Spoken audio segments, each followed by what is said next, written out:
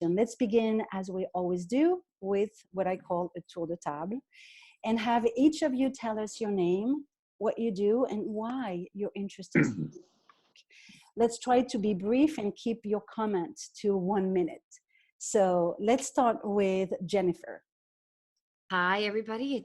It's Jennifer Brown. I run a consulting company called Jennifer Brown Consulting, and I have 2 books. My latest is behind me, How to Be an Inclusive Leader.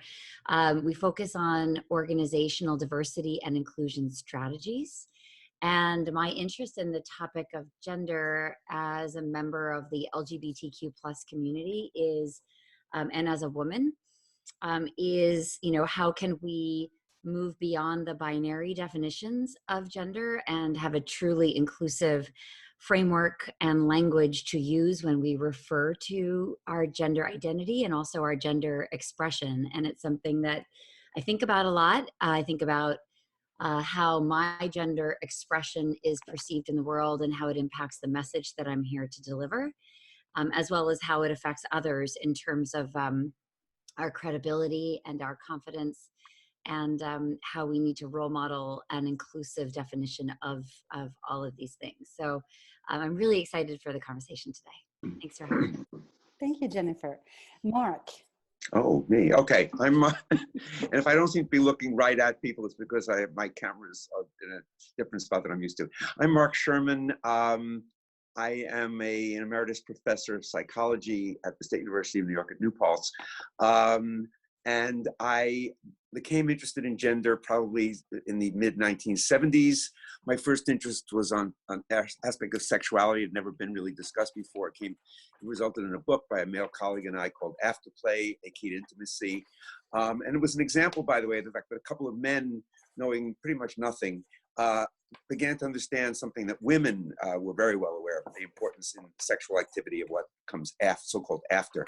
I then became very interested in male-female communication and wrote a paper in Psychology Today that had a lot of attention.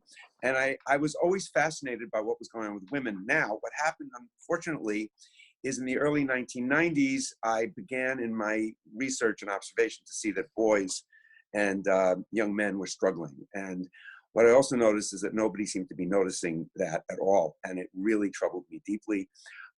It's now been 25 years. I have not seen a radical change.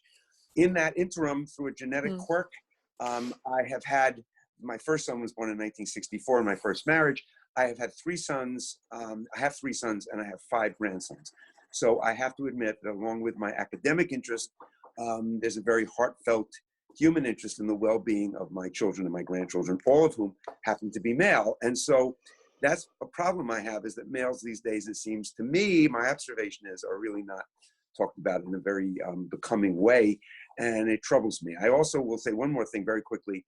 Unfortunately, this is a difficult field because I see the other side, and I realize, being probably the oldest person in the meeting here, that things were really not good at all in the 60s and 70s. I think they've improved, but where this concerns came from minorities, whether it's racial or gender, is well felt and very, I really do understand it. So it puts me in a difficult position, but very important stuff.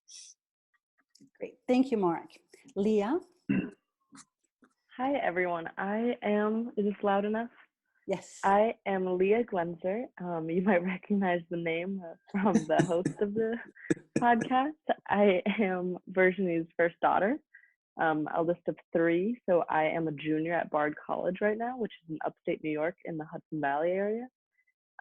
My interest with gender, I suppose, is not as purposeful as some of the other people present here, because I feel like it's a question that a lot of people in my generation are asking themselves already. So I work for Bard's Office for Gender Equity, which deals with gender misconduct policy and the Title IX policy. So I've become quite familiar with how to continue education about gender and sexuality on a college campus. And that's my experience thus far. Thank you very much. Jason?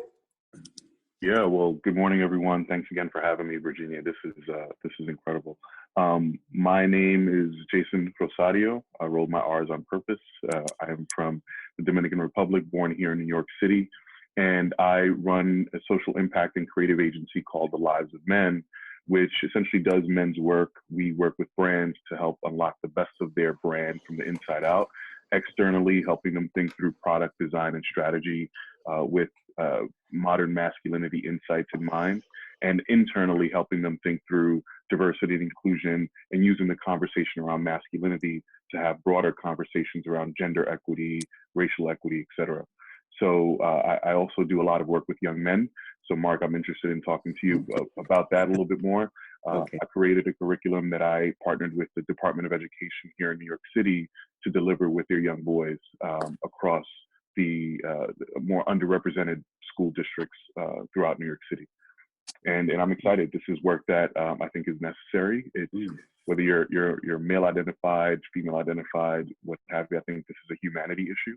And I'm interested in helping explore what that looks like broadly. Thank you very much, Jason. Michael?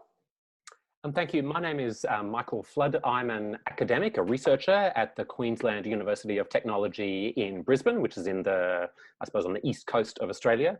And I've had a long involvement in research on men and masculinities, but I've also had, obviously, a personal involvement as, you know, as someone living as a man and sort of figuring out how to be a man in today's world. But also I've had a kind of activist and community involvement. So my first sort of explorations in men's issues were, I was in a men's group. I was in an anti-sexist men's group for about 2 years that was sort of questioning men and masculinities. I was going out with feminist women and being challenged on my sexism. I was involved in student politics, and we, the men in the group, were being challenged on our sexism in various ways.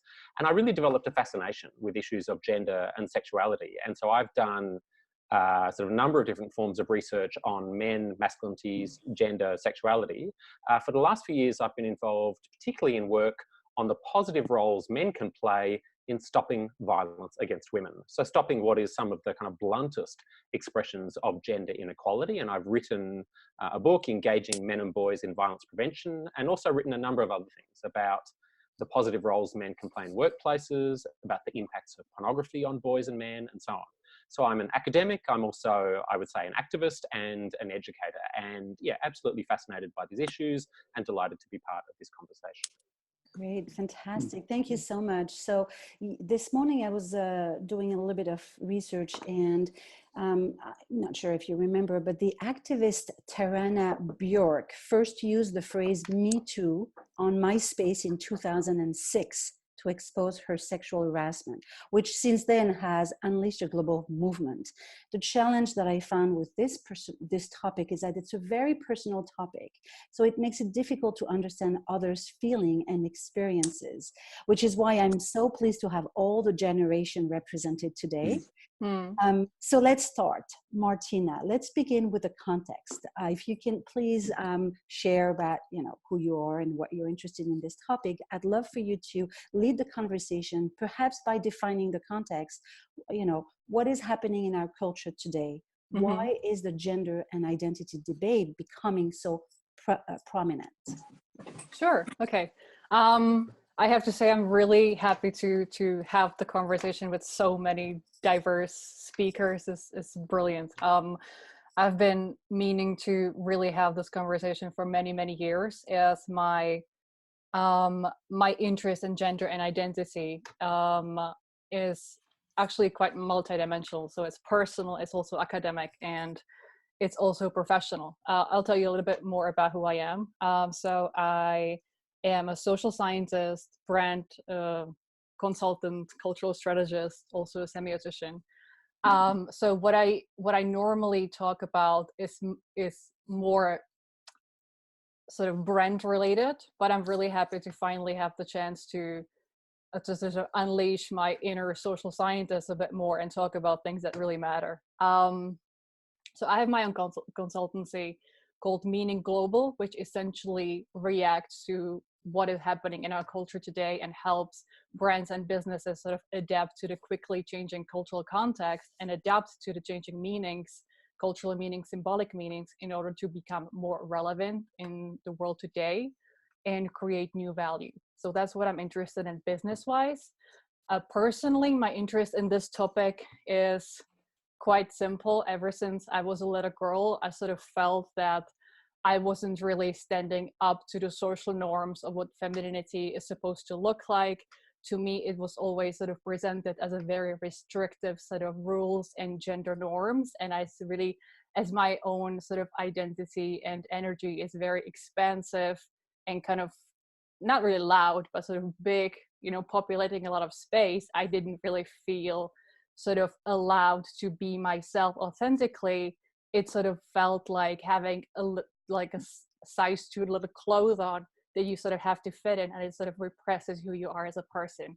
So that to me has been always sort of an ongoing struggle with how to be myself and myself first, and then, you know, populating sort of a gender identity at the same time. And academically, I also have an interest in gender identity because my doctoral dissertation was on the topic of gender and media in the age of postmodernity, and I was looking at specifically gender stereotypes, so masculinity stereotypes, but also femininity stereotypes in advertising, and understanding how the social reality and the media reality that's presented back to us sort of affect each other, and where gender stereotyping actually comes from.